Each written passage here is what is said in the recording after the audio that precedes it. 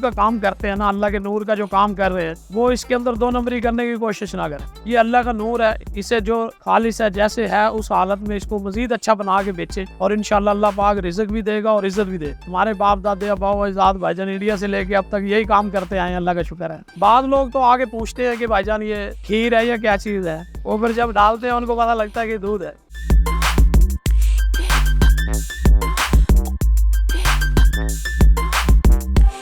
मेरा नाम सरदार आमिर डोगर है, मुल्तान के अंदर हमारी दुकान है। बस ये एक दिन बैठा था, मैं देख रहा था इंडिया के अंदर एक कढ़ाई लगी हुई थी, वो मेरे सामने आई है। मैंने फिर सोचा कि इसको जो है तैयार करते हैं, जैसे वहाँ बिक रहा है ऐसे इधर बिकेगा, वहाँ से देख के फिर मैंने ये तैयार किया। सुबह तकरीबन 10 बजे स्टार्ट कर लेते हैं इसको बॉयल करना। पहले इसको लकड़ी की आग पे अच्छे तरीके से बॉयल करते हैं, उसके बाद फिर इसे कढ़ाइयों में डाल देते हैं। कढ़ाइयों में डाल के फिर इसको दोबारा बॉयल करते हैं। जब ये बिल्कुल बॉयल हो जाता है अच्छे तरीके से, दोबारा कावा शावा डालते हैं इसके अंदर, खुश्क मेवा जात वगैरह वो इसके ऊपर लगाते हैं।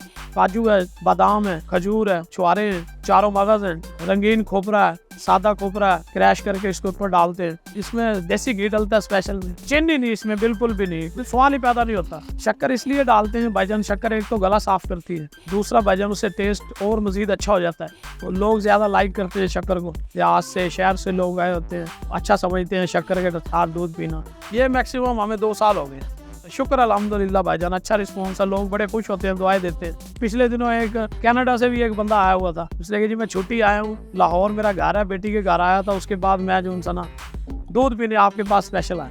नसीहत मेरी तो उनको यही है कि इसमें मिलावट ना करें बस।